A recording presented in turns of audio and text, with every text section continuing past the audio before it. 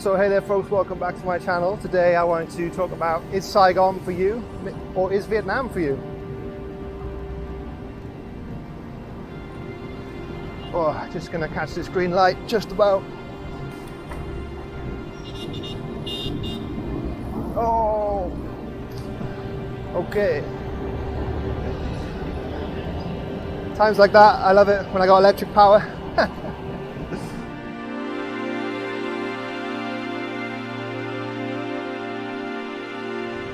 So Saigon in the south of Vietnam, a very densely populated urban city.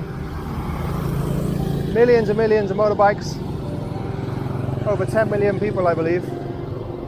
Many people from the provinces, which are the smaller towns, come into Saigon to work in these kind of hotels, massage parlors, tourist industry, although tourist industry is still a bit subdued at the moment. So what sort of person would like living in Saigon and what sort of person would hate it?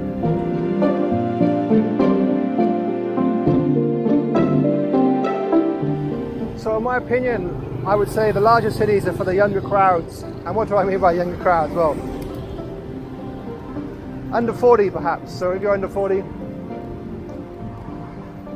and you like the energy, the hectic nature, the busyness. Place with bars, nightclubs, lots going on, business opportunity, then Saigon, Hanoi would probably suit you. If you're someone who likes a more relaxed or quiet pace of life, prefers nature, mountain, beach, also perhaps more health orientated or more aware of their health and want to live a healthier lifestyle, then I think there's better options than Saigon and Hanoi for sure. And beach cities like Vũng Tàu, Quy Nhơn, Da Nang are much, much better for living a healthy lifestyle. Why do I say that? Well, Nha Trang as well. Just got back from Nha Trang.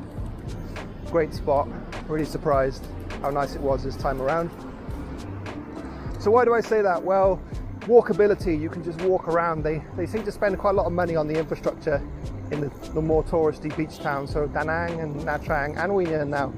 You can walk along the beautiful boulevards on the seafront. You know, you can get 2-3 kilometers in each way, walking every day. And it's really, really nice. And I think that type of thing really contributes to feeling better. And it's a really positive thing to do with your day and your life.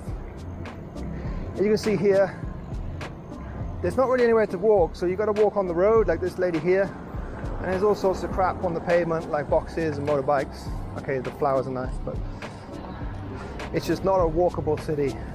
I mean, in District 1, Nguyen Hue, yeah, you can walk around there a little bit, but you still got to take a taxi or whatever, or motorbike to get there.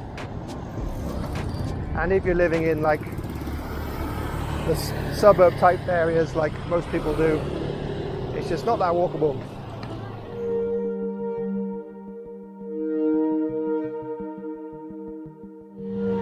If you're a businessman, if you're an English teacher, if you're looking to start a business in Vietnam, then for sure the bigger cities like Saigon are much, much better in that regard. Salaries are much lower in the smaller cities, like substantially lower. So possibly if you're thinking of starting like an IT type business, you may do better in a smaller town because your hiring costs will be lower. But then potentially the pool of talent you're hiring from will be less. So it's kind of swings and roundabouts.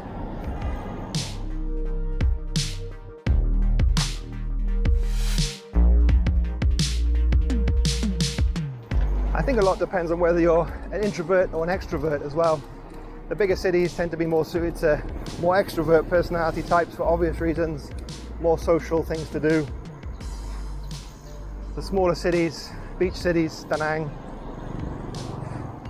people tend to be more introverted. They like spending time on their own a bit more. Solo walk on the beach, things like that. Although, to be honest, you can have a good social circle anywhere if you put yourself out there. join some sports clubs maybe.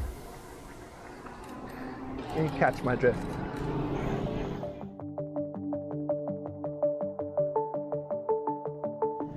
Saigon weather it's not too bad. It's kind of hot and wet, hot and dry. So coming into November now, we're going into the nicest part of the year. November through to start of February. Temperatures tend to drop to about 30 degrees and the rainfall just totally stops. And it's really nice, especially in the mornings and the evenings, to get out. But then from late February, start of March onwards, it gets really, really hot here. And wet as well, increasing rainfall, so you get humidity. So it's not so nice in those months. Places like Da Nang, on the other hand, actually you get kind of more extreme climate, so super hot, 35, 36 degrees in the summertime, and then quite stormy. We just had a big storm, Storm Nuru, I think it was, last week. So that's one of the considerations of smaller cities here, is the extreme heat in the summer. Like, I remember Da Nang, like June, July, August, it's roasting and it doesn't let up. It's super, super hot. Best time to visit Da Nang, in my opinion, January, February, March. Much cooler, but still very nice. I think people often kind of gloss over things like climate when they're thinking about where to live, and it's actually really important, especially if you like to do stuff outside. Because literally you're in Da Nang in the summer, it's like literally you're stuck inside because it's so hot, like a nuclear bomb's gone off. And winter time there, it's kind of typhoon and wet. So you're also stuck inside a bit in between the inclement weather. The nicest spot for living in regards to weather is probably Vung Tau. Vung Tau, it tends to hover around 29, 30 degrees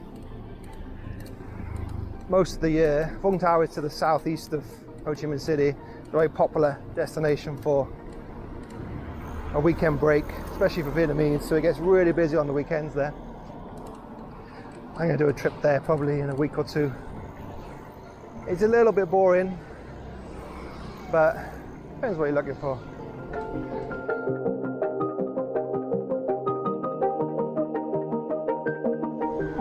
There is a place, Dalat, in the Central Highlands, that's temperature between 20 and 25 degrees.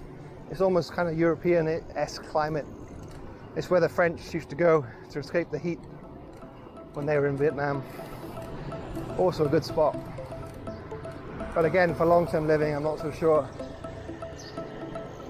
So, visa situation as of October 2022, there has been no update from immigration in regards to lengthier tourist visas.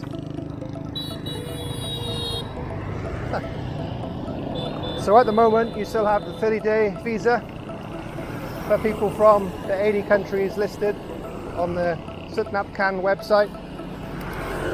You have around 25 countries that get 15 days visa exemption, and you get the Asian countries that get between 21 and 30 days visa free as well. But much to the disappointment of the retiree crowd and the digital nomad crowd, longer visas are still not a thing here.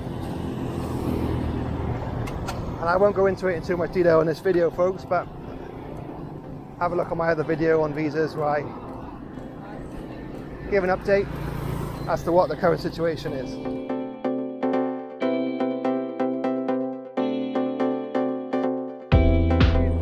So you might be wondering, why do I choose to live in Saigon? Well, I mean, yeah, I like the outdoors, I like cycling. Not really the best place for me, right? Well, mostly for work. Initially, my job was based here, and it still is. And like most people, I'm here because of work. But there is the potential for me to continue working remotely. So I'm very much considering a move to another city. Maybe that's going to be Da Nang, maybe Nha Trang, maybe Vung Tau. I haven't decided yet. Maybe you guys can help me decide, because I'm kind of not very sure. I love all those cities, and they've all got good things to offer, different things to offer. So a quick update about Saigon, living in Saigon. It's October 2022.